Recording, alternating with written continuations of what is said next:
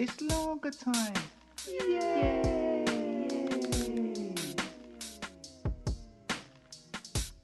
Lager time. Poems, stories, and thoughts. By me, Paul Gregg. Who else?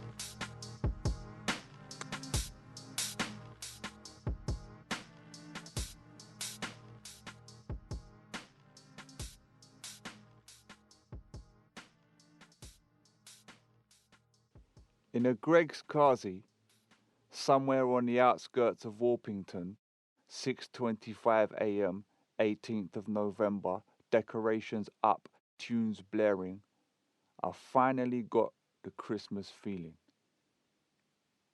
Greetings, bonjour, what's happening? Welcome to Lager Time.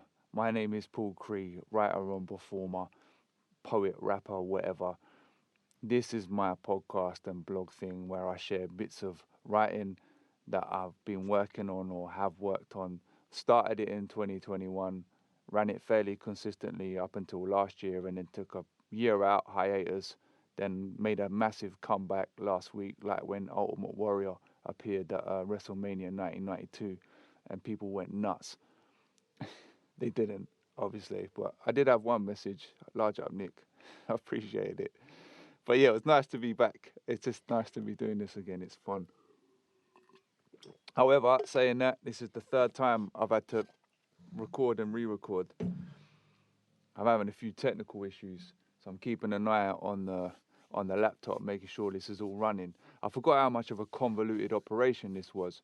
So we've relocated back to London, where we used to live. So I'm currently in a summer house in the bottom of the garden, and in here I have a little DIY vocal booth which I'd made back in Maidstone and then reset back up again. But last week I didn't bother going in the booth. It's a bit tight in here, but it does sound a lot better.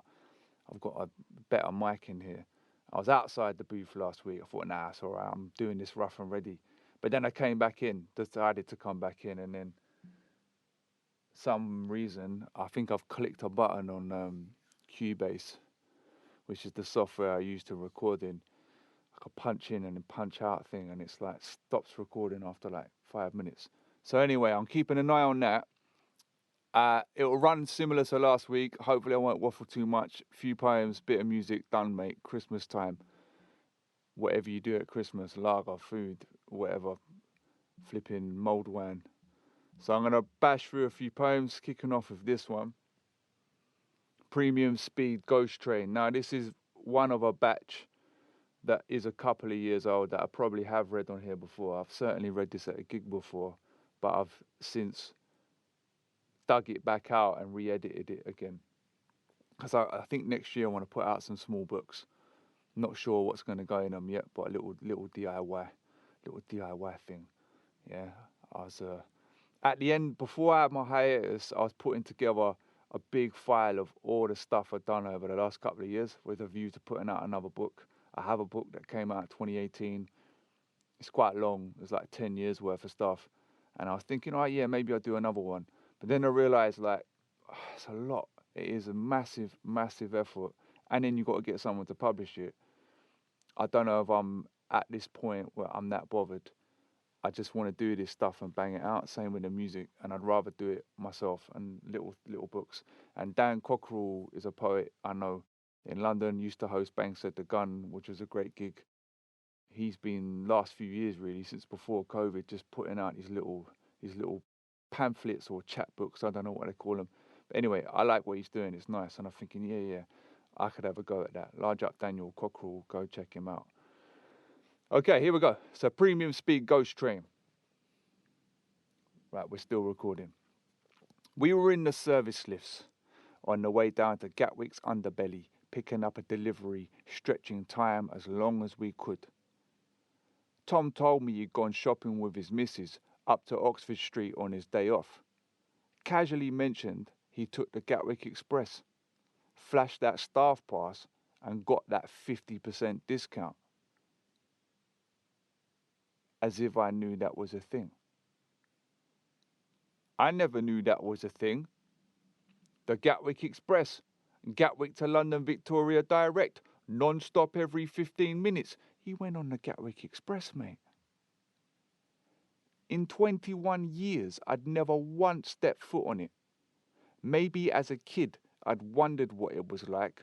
On occasion, as an adult, watched it bolt through Hawley, arm's length from the airport, fast up to London whilst I waited for the stopper train, imagining the premium passengers were all making wanker signs that I stood forlorn on the platform waiting for the slow service. The price for speed made it out of reach, and out of reach became out of mind, and despite hearing and seeing this thing several times a day on a daily basis for only my whole life, I barely noticed it was there, like a premium speed ghost train that was no longer scary, just another extra making up the numbers in the background. I gave Tom a nod like it was nothing. Meanwhile, in the back of my mind, I was a +1 at a dull wedding who's just realised there's a free bar. I designated my next day off as a trip to Oxford Street.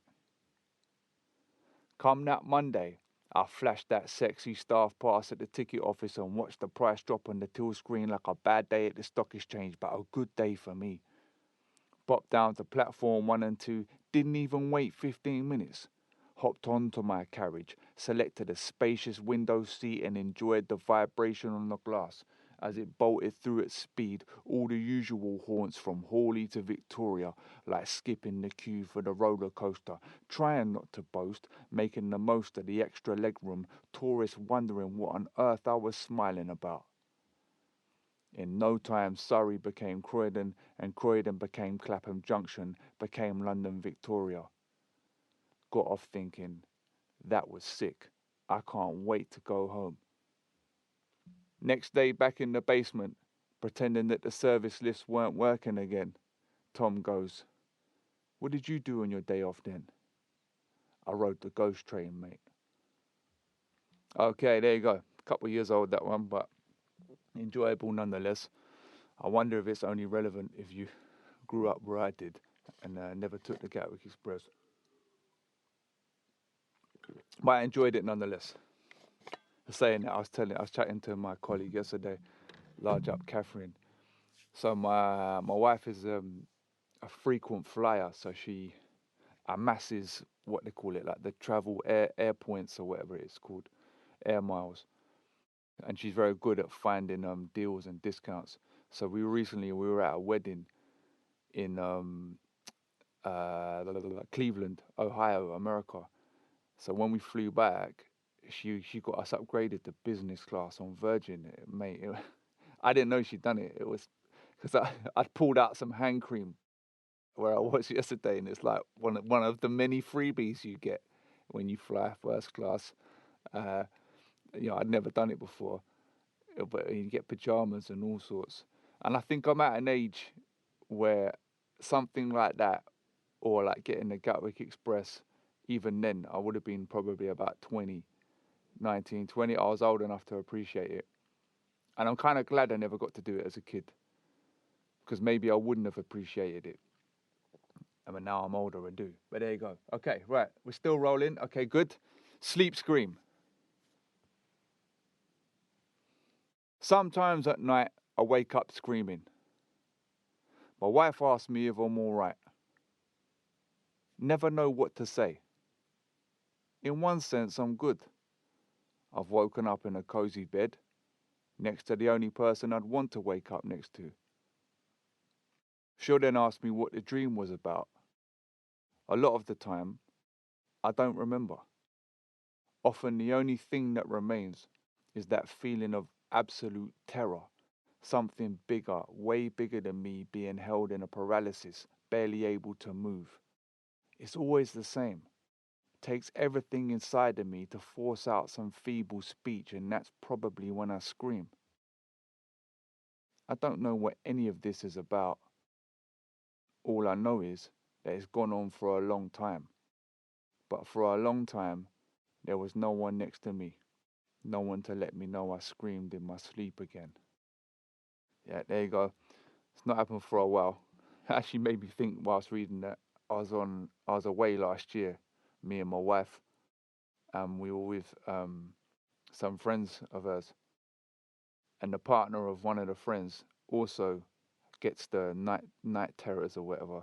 And one night, I think apparently both me and the other guy were both making noises at the same time, and both audible. So there you go. Okay, this next one, I found this week. I found it in a file. I don't know when I wrote this. Within the last year, I reckon, or maybe in the last 18 months, because I had my hiatus. But it's actually all right. I was like, wow, man, I don't know what I was on when I wrote this. But anyway, it's called When the Future Arrived. One of many men, one of many minds, of many moments, mulling on the why, the what, the where, the when, and the where do we go from here.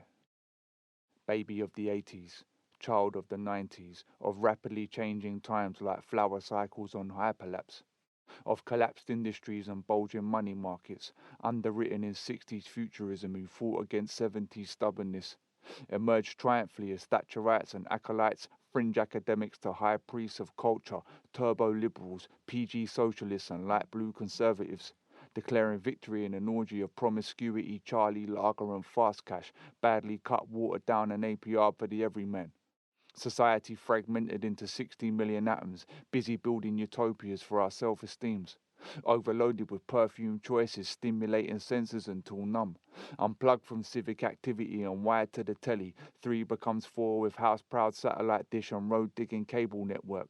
Sat lethargic and confused, mindlessly consuming processed food, not knowing what channel to choose. Civic duties dwindling with church attendances, aging like the crumbling brick and mortar of yesteryear. The ways of our elders carted off to care homes for dominoes and bingo, dismissed as archaic and superfluous.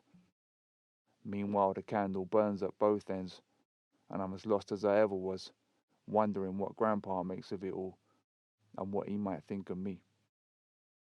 Right, there you go. Bingo and Uno. Funnily enough, last night I was playing bingo. We had a Christmas party for the Dream Arts Rep, which is the drama and music project I've been working on for the last 4.5 years. But I've just actually stepped down. I'll still be working on it, but not in the capacity that I was doing. But anyway, as a little treat, I dressed up as Father Christmas and ran the bingo, and it was a big hit. It was a big hit. I've never dressed up as Father Christmas before. Flipping hell, it's hot under all that gear. I had this massive beard and ridiculous wig, but it was good fun. Also, this poem reminded me of. I remember when cable TV came. I don't know when this was, probably in the 90s, because I was still at school. Eurobell was the company that was operating around the Gatwick area, Hawley and Crawley, I think it was. But I remember it's like, wow, cable. It was so exciting to me. But of course, we never got it. We just had the 4 channels, which became 5, and the 5th one we could never even get anyway. And when I moved to Brighton, so I moved out, and maybe this is the 3rd place I was living in. I moved in with 2 of my mates. And one of them was like, yeah, let's get cable. And I was like, what? A little bit like the Gatwick Express. I was like, what, we can get cable? And they were like, yeah. I was like, oh, wow. And then when I got cable TV, I was so excited. But unlike the Gatwick Express, when I sat down, I was like, this is rubbish. So much of it was whack. I thought, this is just like 1,000 channels of nonsense. Overwhelmed. Maybe it's better to just have, limited choices. Anyway, let's keep it moving. Next up, these ones have just got dates. No names. 28th of June, 2024. Lizzie Line, Whitechapel bound. I'm on the corner seat where the carriages connect. A couple get on. They sit on opposite seats. The female speaks. So you're not going to sit next to me then? Continuing with today's theme? She pulls out her phone, tuts, looks down and starts scrolling. The geezer just sits with his arms crossed and looks at the adverts above her head. Pensions, life insurance and online dating. Silent the whole journey. I remember this happening. I remember telling whoever it was where I was going to see that day. All I remember thinking at the time with the guy, I was like, mate, I'm glad I'm not in your shoes right now. I don't know what had happened there. But I've been in those situations a number of times. Oh man, I hate them. The silent treatment. But maybe he was giving her the silent treatment. I don't know. The silent treatment is the worst. Anyway, 23rd of June. Oh, come on, here we go. Woolwich Station, Lizzie Line. 6 staff guard the luggage gate. 5 rude boys come up the stairs. Staff stare. Rude boys casually force the barrier and bowl off, barely breaking a stride. Staff tut, I tut, swipe on. 27th of June, 24. Amongst the patchy shelves in Co-op, they only had low-fat Greek yogurt. Next morning, my porridge played like that Euros when there was no fans. 26th of June. I'm having a meeting with myself. He's a cock. Hate these meetings. Waste of time. The money's not coming in, mate. I say. I know, I reply. So what's going on? I say. I've been working my ass off. I reply. No one's saying you haven't, so why are you being all defensive? I say. I'm not. I reply. I'm just trying to find out what you're doing about it, that's all. I say. Do you know how hard it is out there for artists? I was killing it before COVID. I reply. Oh, here we go again. I say. Why you got to talk down to me? I reply. This is pointless. I say. You're telling me you never listen. I reply. I'm just asking about money. I say. You don't understand. I reply. Fine, mate. Do your own thing. I say. Yeah, whatever, mate. I don't need you putting me down. I reply. Meeting over. Told you. Wanker. I hate meetings. All right, so that concludes the poems. Lager time. I'm going to finish off with a bit of music like I did last week. So I mentioned... Okay, we're still going. Sorry, I thought it had stopped there. I got really flipping... Anyway, so I mentioned last week I want to put an EP out called More 64s of Boredom. It'll be 5 tracks. Each one has a verse that's 64 bars long. I did one in COVID called Raw 64s of Boredom. I like to think I've upped my game a bit since then. But anyway, this one has no name. And I'm triggering it off of a loop station, which I've got in front of me. So hopefully this works. All right. The fuck?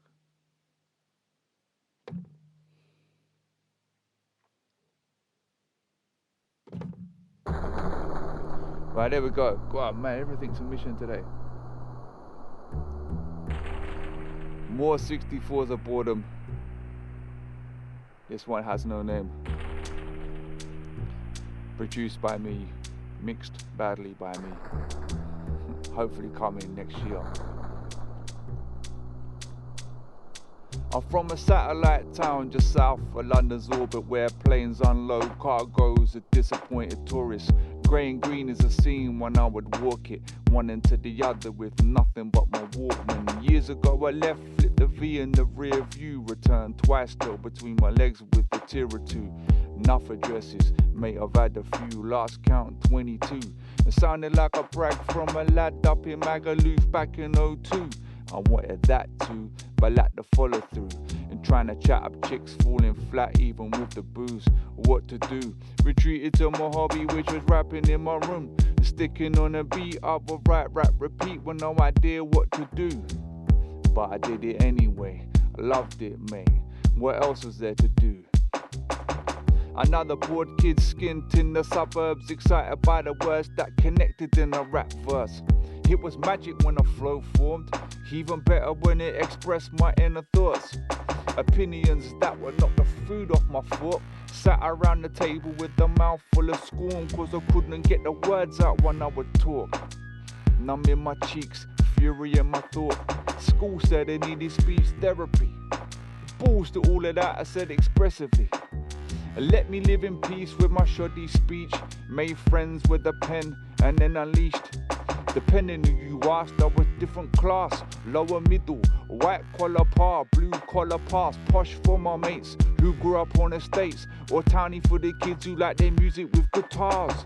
Sat on a seesaw on my skinny arse, no weight in my face, and when I left I fell hard. Stuck in a bedsit, living off a credit card, stacking shelves, thinking, well, I must have played my part. School was a laugh and college was too, but I was staring at my shoes when they gave me the boot.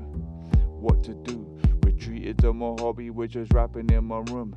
In between shifts, this small town kid now in the city, skint on the coast, trying to make dough, lacking any wheat when I could barely make toast. And so it goes, and so it went on and Ariston, in and out of jobs and gaffs, till I phoned mum and dad. I said, please can I come back to my bedroom where I started writing raps. But now I had a shoebox stacked, I cracked copy of Logic and Basic and kit to record, so I sat laying tracks from some beats that I'd hoarded. Made a tape and gave it to some mates, stuck it up on MySpace, got a couple plays, surprised a few people who knew me back in the day, who maybe doubted I'd ever amount to anything great. And fair play, I'd rarely displayed, and sat in my bedroom penning in secretive ways. But now I had the ammunition ready to spray.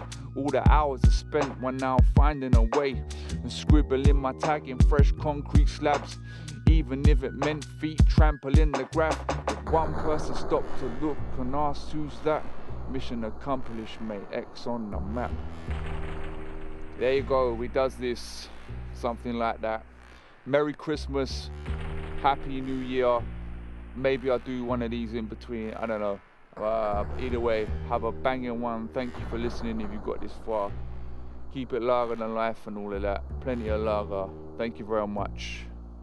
Peas and taters. There you go. It's lager time. Yay!